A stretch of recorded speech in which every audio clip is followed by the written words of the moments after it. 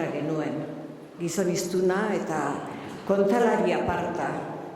Horrexegatik, umetatik izan genuen guk Lazkao oso hurbileko.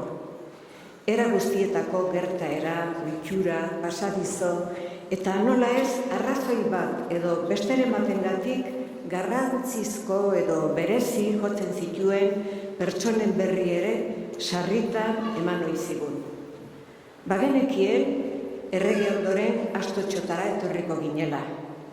Lekaime monastegitik gertu dukearen palazioa zegoela, eta haren aldamenean Beneditarren monasterioa. Aita Mauro eta Aita Alberto izen ezagunak ziren guretzat.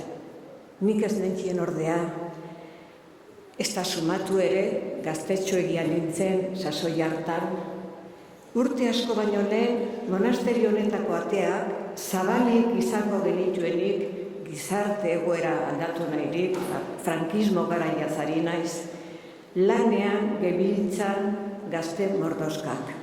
Ateak zabal-zabalik aurkitu genituen gure bilera, ikastaro eta abarretarako.